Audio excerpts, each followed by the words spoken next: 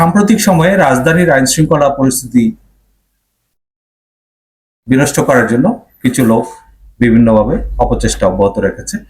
তারই প্রেক্ষিতে আমরা আমাদের যে গোয়েন্দা নজরদারি সেটা অব্যাহত রেখেছি এবং আমাদের যে প্রিভেন্টিভ কাজ সেগুলো অব্যাহত রেখেছি। এরই ধারাবাহিকতায় গত 24 ঘন্টায় রাজধানীর বিভিন্ন স্থান থেকে কার্যক্রম নিষিদ্ধ আওয়ামী লীগ এবং তার অঙ্গ সংগঠনের 8 জন নেতাকর্মীকে গ্রেফতার করা হয়। গ্রেফতারকৃতরা হলো ঢাকা মহানগর দক্ষিণের স্বেচ্ছাসেবক লীগের 31 নম্বর ওয়ার্ডের সাধারণ সম্পাদক এস.এম. জালাল, ঢাকা দক্ষিণ 33 নম্বর ওয়ার্ডের 2 নম্বর ইউনিট আওয়ামী লীগের সাধারণ সম্পাদক মোহাম্মদ শিবলু, কুমিল্লা জেলা আওয়ামী লীগের 13 নম্বর কার্যনির্বাহী সদস্য আফজালুন্নেসা হাসান বাসেত, কিশোরগঞ্জের কুলিয়ারচর উপজেলা আওয়ামী লীগের যুগ্ম সাধারণ সম্পাদক মোহাম্মদ জসিমউদ্দিন ওরফে লিটন, নিষিদ্ধ ঘোষিত ছাত্রলীগের ঢাকা বিশ্ববিদ্যালয় শাখার জসিমউদ্দিন হলের যুগ্ম সাধারণ সম্পাদক আশিকুর রহমান, ঢাকা মহানগর উত্তর আওয়ামী লীগের সহসভাপতি ও বাংলাদেশ আওয়ামী যুবলীগের সাবেক প্রেসিডিয়াম সদস্য মাহবুবুর রহমান হিরণ, আওয়ামী লীগের সাবেক 65 নম্বর ওয়ার্ড কাউন্সিলর শামসুদ্দিন ভুইয়া এবং কার্যক্রম নিষিদ্ধ ঘোষিত আওয়ামী লীগের অঙ্গ সংগঠন গাজীপুর মহানগর মুক্তিযোদ্ধা প্রজন্ম লীগের সভাপতি মোহাম্মদ মিজানুর রহমান।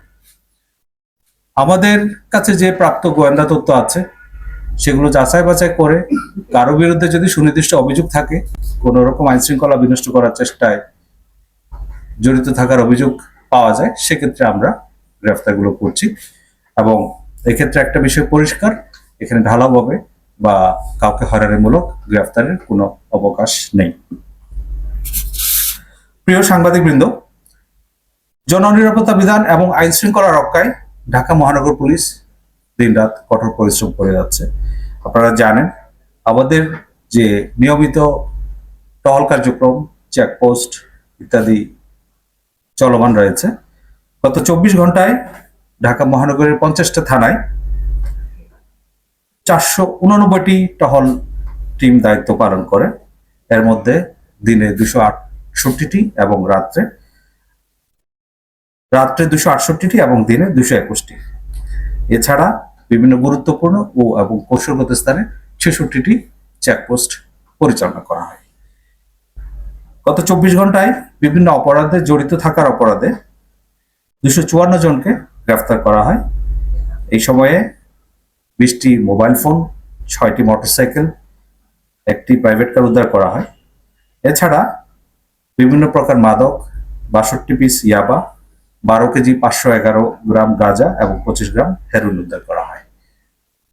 ঢাকা মহানগরের আইন শৃঙ্খলা পরিস্থিতি স্থিতিশীল রাখা এবং জনমনে স্বস্তি দেওয়ার জন্য ঢাকা মেট্রোপলিটন পুলিশের এই কার্যক্রম অব্যাহত রয়েছে এবং আশা করি সামনের দিনগুলোতে আইন শৃঙ্খলা পরিস্থিতি আরো ক্রমশ উন্নতি হবে।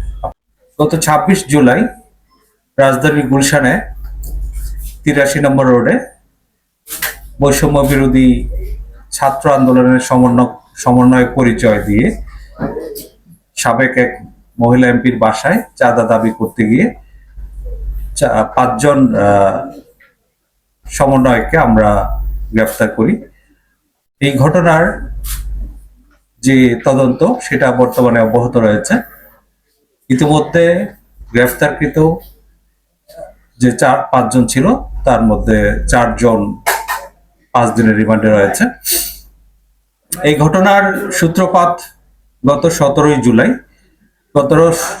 জুলাই সকাল আনুমানিক 10 ঘটিকার সময় জানে আলম তপু এবং রিয়াদ নামে 2 জন ওই বাসায় প্রথম যায় এবং তারা 50 লক্ষ টাকা চাঁদা দাবি করে এবং সেদিনই তারা ওখান থেকে 10 লাখ টাকা নগদ দিয়ে আসে বলে আমাদের কাছে প্রাথমিক তদন্তে পাওয়া গেছে।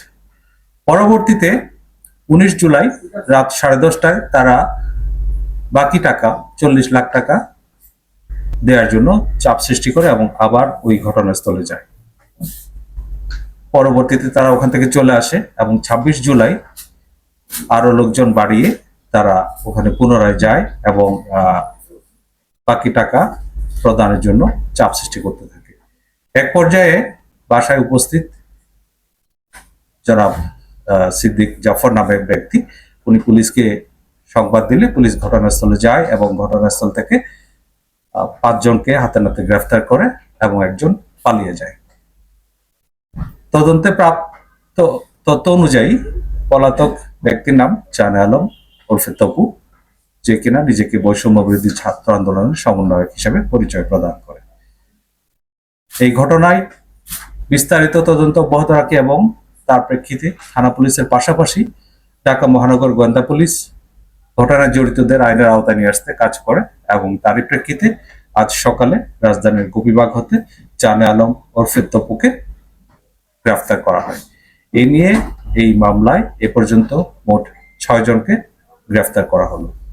আপনারা জানেন, গ্রেফতারকৃত রিয়াদের বাবুবাজার বাসা থেকে 2,25,00,000 টাকার 4টি চেক উদ্ধার করা হয় এবং গত পরশুদিন তার বাড্ডার আরেকটি বাসা থেকে নগদ 2,98,000 টাকা উদ্ধার করা হয়। এই ঘটনায় আর যারা জড়িত তাদেরকে আইনের আওতায় নিয়ে আসা এবং ঘটনার মূল রহস্য উদ্ঘাটনে আমাদের তদন্ত কাজ অব্যাহত রয়েছে।